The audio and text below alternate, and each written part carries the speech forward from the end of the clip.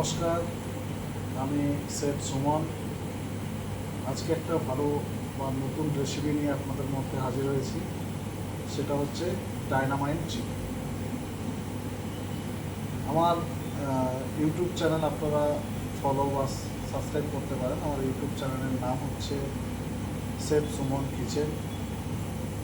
আমার রেসিপিগুলো যদি আপনাদের খুব ভালো লেগে থাকে তাহলে প্লিজ লাইক, কমেন্ট, একটা সাবস্ক্রাইব করে দিন, তাতে আমার নেক্সট ভিডিও দিতে আরও উৎসাহ হব। তো আজকে যে বেসিক্যালি যে রেসিপিটা, এটা খুব ইউনিক বা খুব সহজে হোটেল বা রেস্টুরেন্টে বা বাড়িতে বানাতে পারবেন। তো দেখি আমরা কিভাবে বানাই, বা আপনারাও দেখতে থাকুন আমার চ্যানেলের মাধ্যমে যে আমি কীভাবে এই রেসিপিটা বানাই। তো চলুন রেসিপিটা স্টার্ট করুন। চলুন আজকে বানাবো চিকেন ডায়নামাইট। চিকেন ডায়নামাইটটা হচ্ছে এটা স্টার্টার। এর নাম এসছে কোনো রেস্টুরেন্ট স্টাইল বা হোটেল স্টাইল থেকেই এর নামটা রাখা হয়েছে চিকেন ডায়নামাইট। এর নামের অর্থ হচ্ছে একটু ঝাল, ওপরে যে কোটেডটা থাকবে ওটা একটু ক্রাঞ্চি বা ক্রিস্পি হবে, এরকম সেই সব কিছু নিয়েই আজকের নামটা হয়েছে চিকেন ডায়নামাইট। তো চিকেন ডায়নামাইট আমি তৈরি করছি। এটা আপনি আপনারা ধরুন নুডলসের সঙ্গে বা রাইসের সঙ্গে সার্ভ করতে পারবেন, বা স্টার্টার হিসেবে হোটেল বা রেস্টুরেন্টে সার্ভ করতে পারবেন, বা বাড়িতেও ট্রাই করে দেখতে পারেন। খুব ছোট ছোট উপকরণ দিয়েই আমাদের এই রেসিপিটা। চলুন আমি চিকেন ডায়নামাইটটা শুরু করছি। তার জন্য আমি এখানে কিছু বোনলেস চিকেন ছোট ছোট পিসেস করে আগে থেকে কেটে নিয়েছি। তারপরে এর মধ্যে আমি কিছু সিজলিং অ্যাড করব, যেমন হচ্ছে স্বাদ অনুযায়ী এখানে আমি সল্ট অ্যাড করলাম। স্বাদ অনুযায়ী সল্ট অ্যাড করলাম। তার সঙ্গে আমি একটু কালারিংয়ের জন্য, ভালো কালারফুল হওয়ার জন্য আমি এখানে লাইট সয়া সস ইউজ করব। তার মধ্যে আমি এখানে জিঞ্জার গার্লিক পেস্ট মানে আদা রসুন বাটা পরিমাণ মতন অ্যাড করলাম। তার সঙ্গে হচ্ছে রেড চিলি পাউডার আমি এখানে অ্যাড করলাম। Red chilli powder. আর এখানে অ্যাড করব আমি একটু অ্যারোমেটিক পাউডার, আর হচ্ছে সুগার পাউডার। আর একটু স্পাইসিনেসের জন্য আমরা home style red chilli paste বানিয়ে রেখেছিলাম, সেইটা অ্যাড করলাম অল্প সামান্য, বেশি নয়। আর সঙ্গে অ্যাড করব হচ্ছে ব্ল্যাক পেপার মানে গোলমরিচের গুঁড়ো দিয়ে এইটাকে আমি 30 মিনিটসের মতন ম্যারিনেট করে রেখে দেবো। সব কিছু একসঙ্গে ভালোভাবে মিশিয়ে নেবো, যাতে চিকেনে সল্ট স্পাইসিনেসগুলো সব সুন্দরভাবে মিশ্রণ হয়। এইভাবে আমি 30 মিনিটসের জন্য ম্যারিনেট করে রেখে দেবো। তো এই ম্যারিনেট করে রাখার পরে আমি তার মাঝখানে আমি যে ডায়নামাইট সসটা আমি বানিয়ে নেবো এবং আপনাদের দেখাবো ডায়নামাইট সসটা কি লাগে বা কিভাবে বানানো যায়। তো চলুন এটাকে 30 মিনিটসের জন্য আমরা রেখে দিই। তার মাঝেই আমি ডায়নামাইট সসটা বানিয়ে নিই। আমি ডায়নামাইট সসটা বানানোর জন্য ভেজ মেয়োনিজ ইউজ করেছি। আপনার চাইলে এগ মেয়োনিজ বা normal non veg mayonnaise use করতে পারবেন। না, আমি বেসিক্যালি সাজেস্ট করব যে ভেজ মেয়োনিজটা ইউজ করার জন্য। তার জন্য আমি এখানে ভেজ মেয়োনিজটা ইউজ করেছি, ভেজ মেয়োনিজ। তার মধ্যে কিছু জিনিস অ্যাড করব, যেমন হচ্ছে টমেটো কেচাপ। এখানে টমেটো কেচাপ অ্যাড করব 2 টিস্পুন দিলাম। সঙ্গে দেবো red chilli sauce, red chilli sauce, তার সঙ্গে দেবো এখানে যেরকম red chilli powder, red chilli powder. এবারে এর সঙ্গে দেবো হচ্ছে হালকা অরিগানো,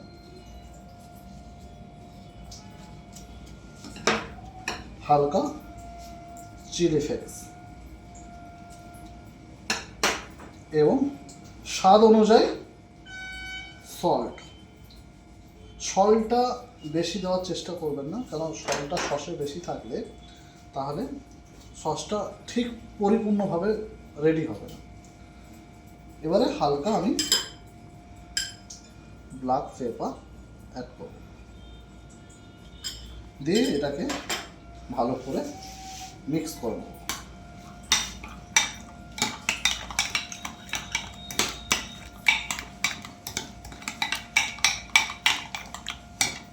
দেখুন সসটা আমার ঠিক এরকমই কালার এসছে এবং সুন্দরভাবে রেডি হয়ে গেছে, দেখতে পাচ্ছেন?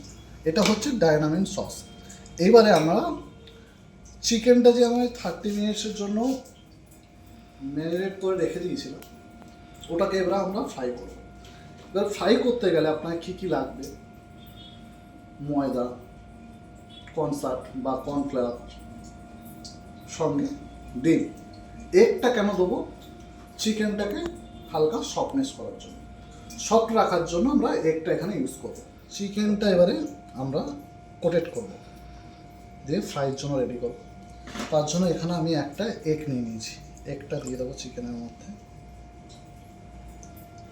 এবারে এটাকে ভালো করে আমি কি করব, মিক্স করে নেব। এগটাকে ভালো করে এই চিকেনের সঙ্গে ভালো করে আগে মিক্সড করে নেব।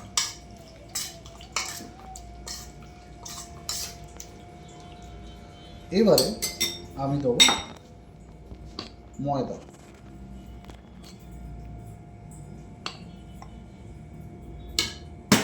আর অ্যাড করব কর্নফ্লাওয়ার। এটা আপনাদের চিকেন যে পরিমাণে থাকবে সেই বুঝে অ্যাড করবেন। আমার এখানে চিকেন যেভাবে আছে আমি আনুমানিক 300 থেকে 400 চিকেন নিয়েছি, তো সেইভাবে আমি এখানে ময়দা কর্নফ্লাওয়ারটা ইউজ করলাম। আর মনে রাখবেন, যখন আপনি চিকেনটাকে কোটেড করবেন, আলাদা কোনো এখানে যে আপনার একের যে প্রোটোপ্লাজমটা বা একের যে মিশ্রণটা বা সস যেগুলো ছিল চিকেনে, হালকা ওয়াশ করার পর হালকা যে ওয়াটারটা ছিল ওটাকে আমি হ্যান্ডিং করে নিয়েছিলাম বা ঝরিয়ে নিয়েছিলাম, তারপরে আমি এখানে ইউজ করেছি। তো সেই জন্য বলছি, এরকম পুরোপুরিভাবে টাইট রাখার চেষ্টা করবেন, যেন বেশি ব্যাটারটা না পাতলা হয়ে যায়, বেশি আবার টাইট যেন না হয়ে যায়। তো মিনিমাম আপনি আনুমানিকভাবে আপনার চিকেনের সঙ্গে ময়দা কর্নফ্লাওয়ার অ্যাড করে সেইভাবে আপনি দেখে নেবেন, এইভাবে যেন টাইট থাকে। তো এবারে চলুন আমরা এটাকে ফ্রাই করে নিই। এখানে আমি একটা ফ্রাই প্যান নিয়ে নিয়েছি, তার মধ্যে সাদা তেল ইউজ করেছি, তেলটাও হিট হয়ে গেছে। এবারে আমরা যে চিকেনটা আমরা কোটেড করে রেখেছিলাম বা ম্যারিনেট করে রেখেছিলাম, সেইটা একের পর এক এভাবে ফ্রাই করে নেব। একটা একটা করে পিস ভালো করে ফ্রাই করে নেবো, যাতে যখন ফ্রাই করবেন তেলটাকে মিডিয়াম আঁচে রাখার চেষ্টা করবেন বা হিটিংটা সেইভাবেই করবেন, যাতে ভালোভাবে ভেতর থেকে চিকেনটা ফ্রাই হয়। আরেকটা জিনিস এখানে আরেকটা টিপস দিই, আপনি যদি তেলটাকে ঠান্ডা বা ভালোভাবে গরম যদি না হয়, তাহলে আপনি যদি এই চিকেনগুলো ছাড়েন না, চিকেনগুলো একের পর আর একজনের সঙ্গে চিপকিয়ে যাবে বা লেগে যাবে। তো হালকা মিডিয়াম আছে, হালকা অয়েলটা হিট হয়ে গেলে একের পর এক এইভাবে আস্তে আস্তে করে আপনি ফ্রাই করে নিতে পারেন। তো চলুন যতক্ষণ আমরা চিকেনটা ফ্রাই করে নিই, তারপরে দেখা।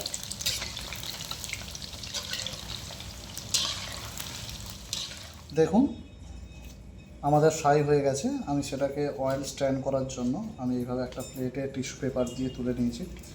এবং আরেকটা জিনিস লক্ষ্য করুন, চিকেনগুলোর কালার খুব সুন্দর এসছে কালারটা। এবারে কি করব, এটা আমরা ডাইনামাইট সসে মিক্স করব। তো আমি একটা পাত্র নিয়ে নিয়েছি, তার মধ্যে আমরা চিকেনগুলো অ্যাড করব।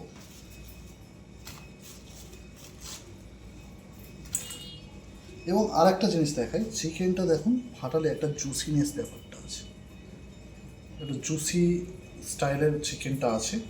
ঠিক আছে, সব কিছু অ্যাড করে দিই একটা করে।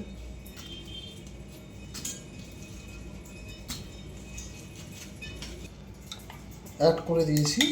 এবারে আমি এখানে সসটা দেবো।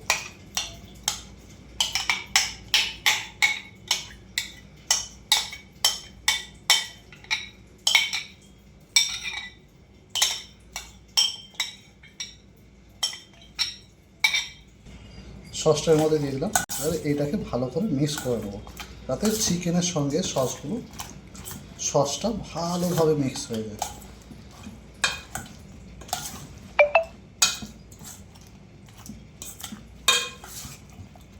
দেখছেন খুব সুন্দরভাবে চিকেনের সঙ্গে সসটা পুরো মিক্স হয়ে গেছে।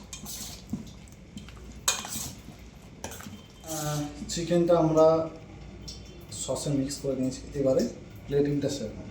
প্লেটিংটা করার জন্য আমি এখানে কিছু আইস বার লেটুস ইউজ করেছি।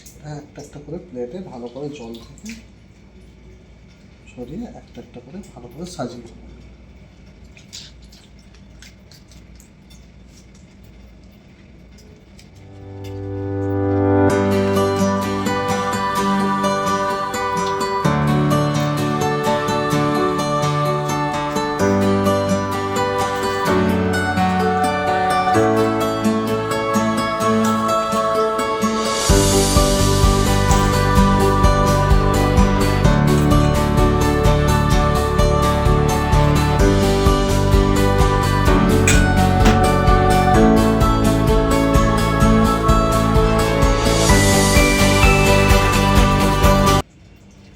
দেখছেন প্লেটিং আমি করে নিয়েছি।